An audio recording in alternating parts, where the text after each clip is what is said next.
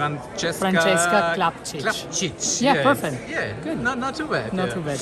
We met here, or we are here with a press conference for the ocean race.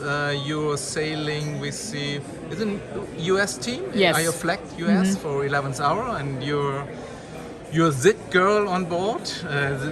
It's just one on board for with 4 crews for every team. Huh? Yes. But you have a very different background to some other offshore racers. You and you were world champion in 49er FX. Tell us a little bit about your story. Yeah, it's I come from a big dinghy background. I did the Olympics in 2012 in the laser radial, and then I switched to the 49er FX, and we did the Olympics in Rio with the 49er FX. And after that, I had a big chance to do still the Volvo Ocean race on Turn the Tide on Plastic, and I did a full race in 2017-18.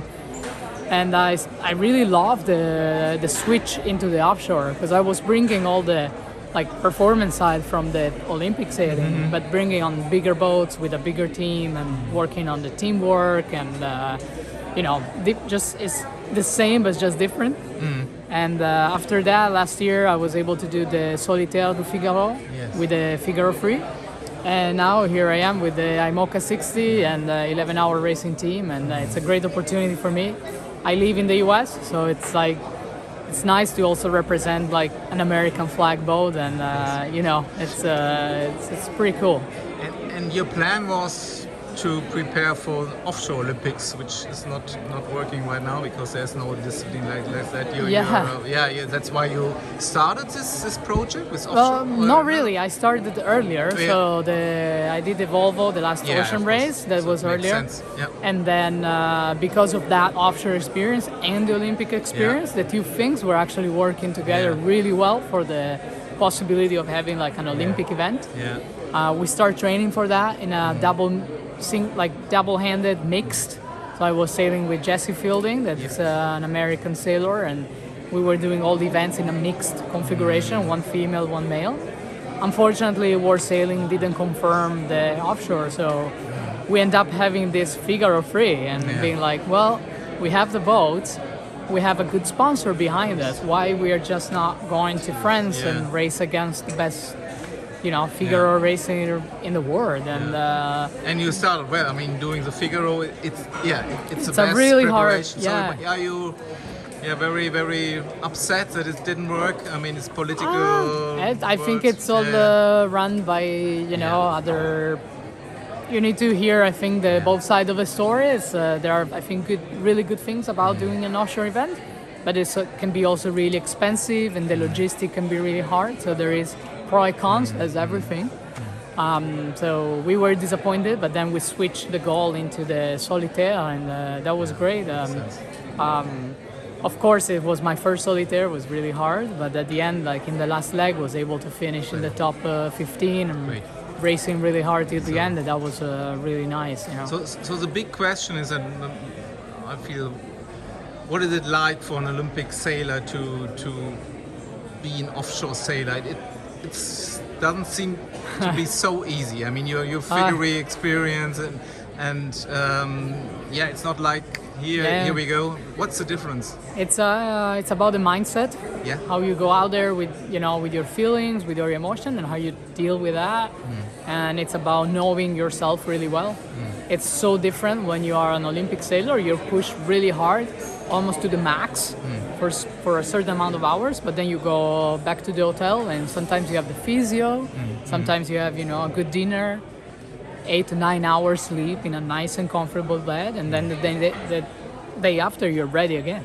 Here it's completely different. You don't have that luxury of, I just go to the hotel and I have a good meal and I come back. So you need to really be able to manage yourself, manage your energy, manage your brain, make sure that your brain doesn't go in really bad places, because it can be hard for you and it can be really hard for your teammate.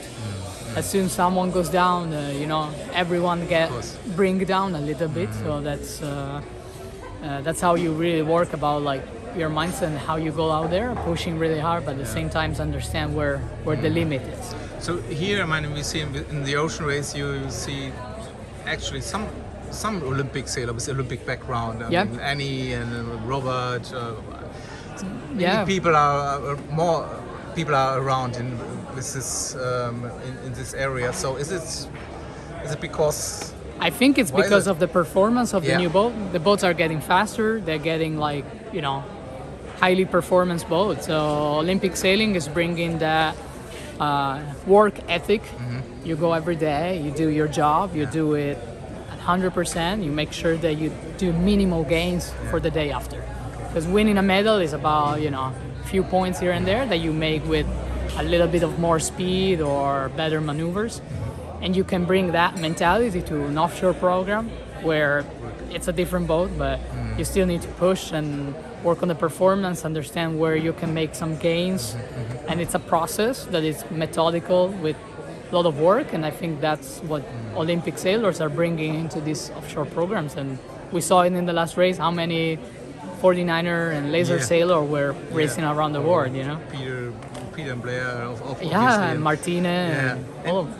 And obviously, you followed our German Susanne Beuke. Yeah, who she's a once- good friend. Yeah, they were second in the Olympics last time, and Yeah. you trained together. That's what you said, eh? You were, Yeah, so we raced against each other Yeah. for the Olympics in Rio.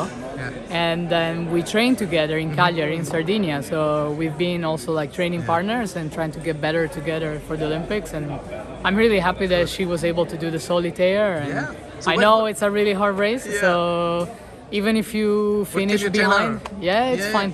Even if you finish behind, just getting to the finish line, it's a good accomplish. Yeah. And sometimes you have issues on board that you have to deal with. Some people don't want to deal it and just turn around and go back home. And I know that she had to deal with a lot and she Yeah. kept going.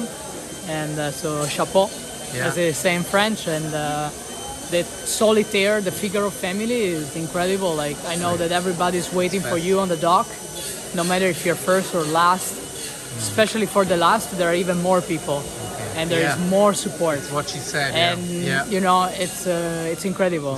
I end up in the last few boats Yeah. a couple of times in the That's right, solitaire yeah. too, and there were always people on the dock waiting and catching the lines. So what can you tell her? Just be patient and then you will make your way? Yeah, just keep going, Because train- you're a role model right now. I mean, Train you made with it. the best. Come to France. Yeah. Train in Lorient, and don't think about it's hard and it's hard Yeah. for everybody, and you need to dive deep in Yeah, your it's gonna be hard no matter what.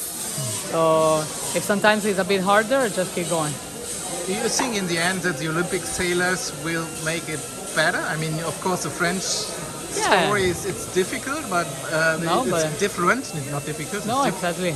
Yeah. And I think, it's a different mentality. Sometimes the French sailors are a little bit more like pushing, and so I think it's just getting like the time and be able to push the ball really hard.